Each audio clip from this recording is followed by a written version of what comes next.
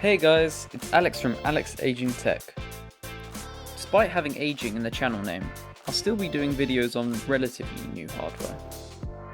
Every piece of tech can age anyway, but in this video we're going to be putting together a PC that won't age quickly. All for the small price of £300. Let's get started.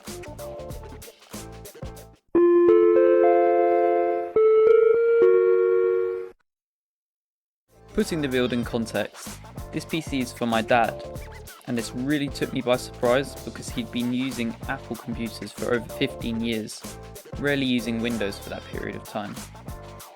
Many people choose Windows computers over Macs because of their better value for money and their large customizability. This is where PC building comes in.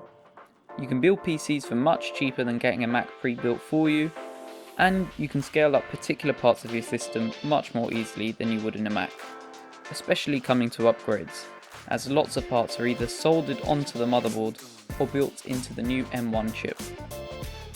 So then, what did my dad want me to scale up in the build? Here's what it needed.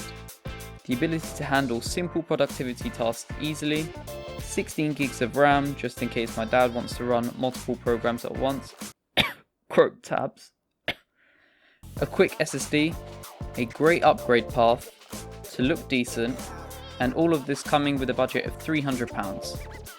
If we go by actual component prices in the US, I would have got this system at roughly $340. I'll show current US prices of components as we go.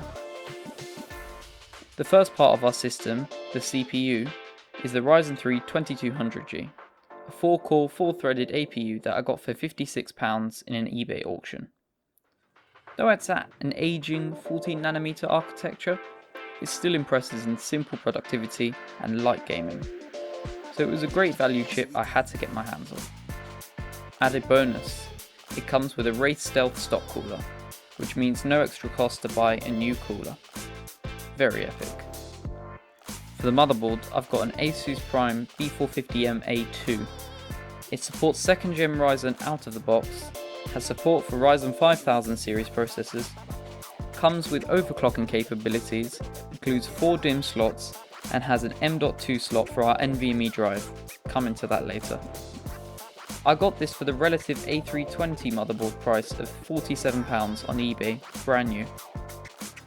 Utilising dual channel, we have 2x8GB sticks of DDR4 3200MHz RAM by PNY Anarchy, coming in brand new at £60. It was a bit expensive but understandable given the RAM prices at the moment. My dad wanted a fast SSD, so I just had to go NVMe.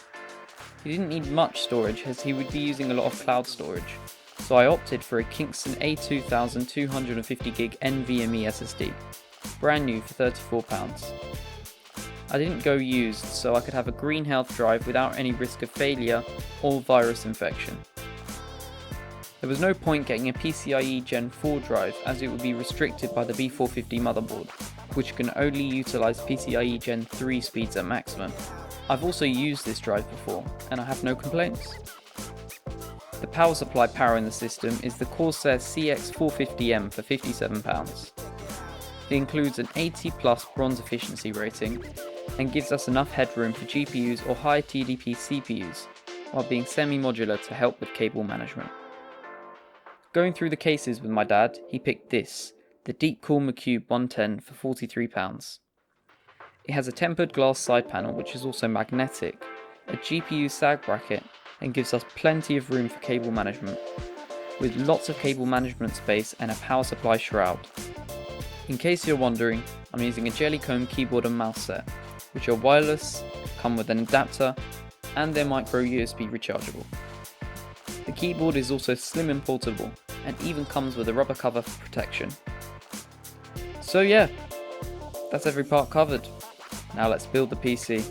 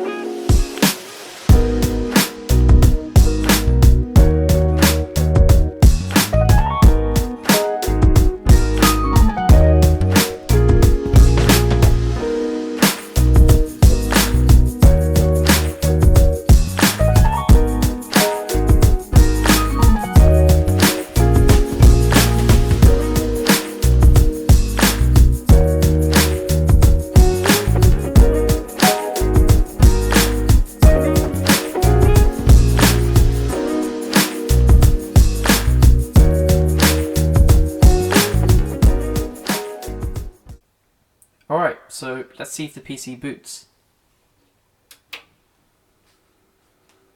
That's a good sign. There we go.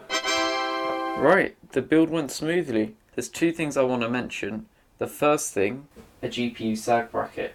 Now this would have been useful if we had a graphics card, but we've taken the sag bracket out. Second thing, cable management was very easy in this case. There was a lot of holes where we could route the cables through. So you see up there, there's some more cable management holes that we could have used, but we only used one of them for that CPU power cable. Otherwise that was a pleasant building experience in this case, and I recommend it. One thing that I didn't notice about this PC is actually, look, it's got orange LEDs. It's not that great, but it's something, I guess. RGB gamer PC? Nah, it's not really for gaming. Now, you're probably wondering, how does this perform?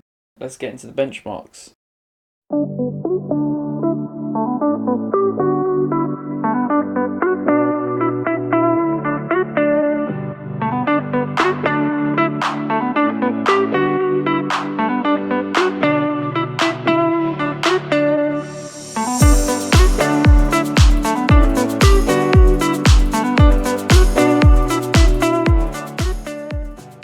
So now that I've shown you the benchmarks, let's talk through them, starting with the games.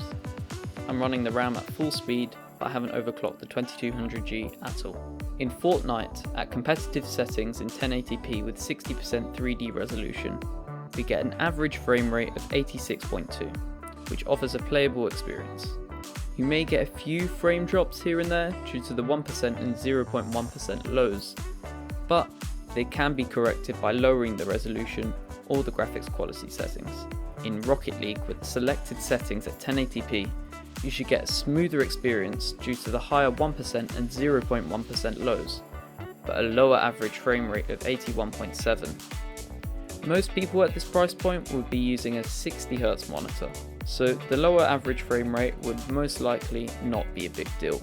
Testing a heavy scenario for the system, we have Shadow of the Tomb Raider at lowest settings at 1280 by 800p, running an average frame rate of 36.8, a 1% low of 23, and a 0.1% low of 4.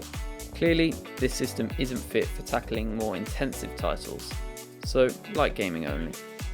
For benchmarking software, we tested the system on Unigine Heaven, 3D Mark, and Cinebench R23.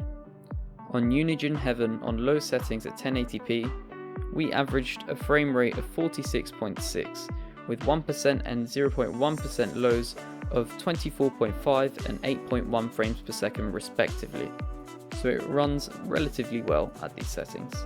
We didn't have many options for benchmarking on 3D Mark, so I picked the benchmark suitable for integrated graphics, Night Raid. Overall, we received a score of 8,894, and the other scores are listed in the slide. And finally, using Cinebench R23, we got a single core score of 840 and a multi-core score of 3,468.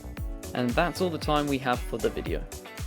This took me a long time, getting used to new editing software, losing hours of work on my project due to crashes. I fixed it now, don't worry. And getting in all the parts to build the system. I'd love if you guys could hit the like button and the subscribe button, and even hit the bell icon so you don't miss any future uploads. It means a lot and will drive me to deliver more content for you guys. If you have any feedback on the video, please let me know in the comment section, and down in the description you can check my other socials on Instagram and TikTok, where I will be posting clips included in the videos, or even ones that didn't make the cut. It's been Alex for Tech and Talk. See you in the next video. Goodbye.